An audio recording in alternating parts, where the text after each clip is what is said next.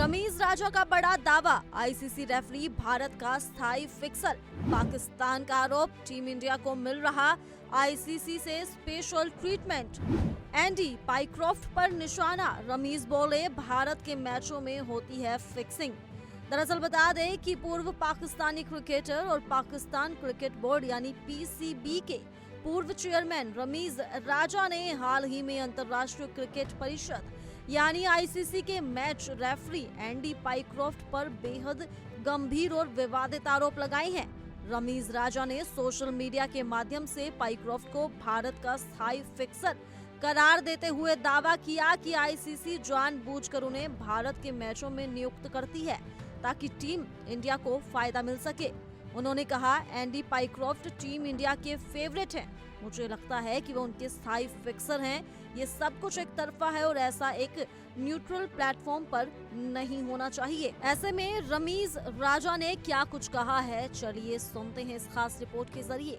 अच्छा, इंटरेस्टिंग चीज़ ये है, मैं भी बात कर रहा था क्योंकि मेरा अंदाज़ा ये था कि एंडी पाइक्रॉफ्ट जो है ना, वो खास जब भी कोई भारतीय मैच होता है तो उनके वो फेवरेट, क्योंकि मैं जितने भी टॉस करता हूँ तो मुझे लगता है कि एंडी पाइक्रॉफ्ट एक परमानेंट फिक्सर है वहाँ पे वो।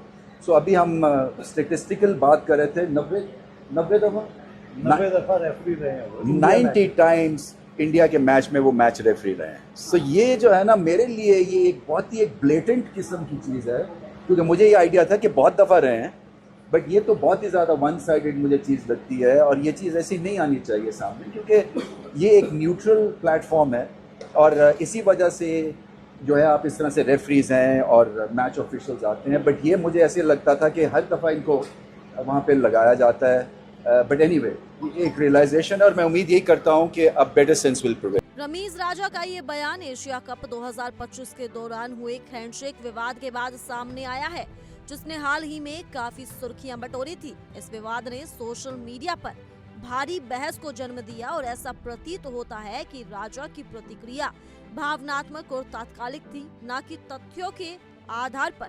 ये बात इस ओर इशारा करती है कि उनके आरोप किसी वास्तविक साक्ष्य पर नहीं, बल्कि एक विशेष घटनाक्रम के प्रति उनकी असहमति पर आधारित हैं।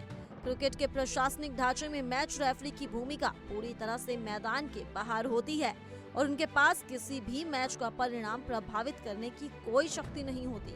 वो ना तो आउट नॉट आउट के फैसले लेते हैं, ना ही बाउंड्री, नो बॉल या अन्य तकनीकी निर्णयों में हस्तक्षेप करते हैं। उनका काम सिर्फ आईसीसी के कोड ऑफ कंडक्ट का पालन कराना, खिलाड़ियों के आचरण की निगरानी करना, अनुशासनात्मक मामलों को संभालना और मैच के बाद रिपोर्ट तैयार करना होता है। ऐसे में रमीज राजा का ये कहना कि एंडी पाइक्रॉफ्ट किसी टीम को फायदा पहुंचा रही हैं, तकनीकी रूप से भी गलत है और आईसीसी की प्रक्रिया का भी अपमान है। वहीं आईसीसी के नियमों के अनुसार किसी भी मैच अधिकारी को अपने देश के मैचों में नियुक्त नहीं किया जा सकता, जिससे निष्पक्षता बनी रहे। इसके अलावा किसी भी टीम को ये अधिकार नहीं होता कि वे तय करे कि उनका मैच कौन रेफरी करेगा। सभी नियुक्तियां आईसीसी की चयन समिति द्वारा की जाती हैं, जो विभिन्न देशों टीमों के बीच संतुलन बनाए रखने का प्रयास करती हैं। रमीज राजा का ये दावा कि एंडी पाइक्रॉफ्ट को जानबूझकर भारत के मैचों के लिए चुना जाता है, आईसीसी की पारदर्शी चयन प्रक्रिया का पूरी तरह खंडन करता है। जहां रमीज राजा ने ये दावा किया कि पाइक्रॉफ्ट ने 90 से अधिक भारत के मैचों में रेफरी की भूमिका निभाई है, वहीं वास्तविक आंकड़े इस दावे को पूरी तरह से खारिज कर देते हैं। वास्तविकता ये है कि भारत पाइक्रॉफ्ट के द्वारा रेफरी किए गए मैचों की लिस्ट में तीसरे नंबर पर है और उनसे ऊपर दक्षिणी अफ्रीका और श्रीलंका है। इससे साफ होता है कि भारत के मुकाबले पाइक्रॉफ्ट ने अन्य टीमों के मुकाबलों में अधिक बार रेफरी की भूमिका निभाई है, जिससे ये सिद्ध होता है कि कोई विशेष पक्षपात नहीं हुआ है। इसी तरह राजा का दावा तथ्यों और आंकड़ों दोनों के स्तर पर झूठा और भ्रामक साबित होता है।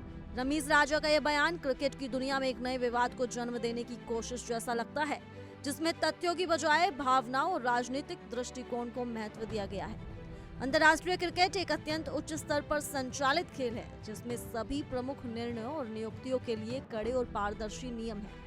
ऐसे में बिना साक्ष्य के इस तरह के आरोप लगाना न केवल जिम्मेदाराना नहीं है, बल्कि इससे खुद पाकिस्तान की क्रिकेट छवि को भी नुकसान पहुंच सकता है।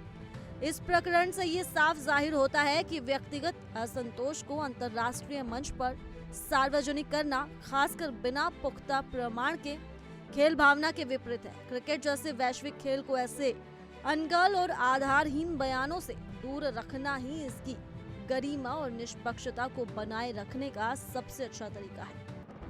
अब इस बयान को लेकर आप क्या कहना चाहेंगे? आप हमें कमेंट कर जरूर बताएं और इसी के साथ जुड़े रहिए इंडिया डेली के डिजिटल प्लेटफॉर्म के साथ।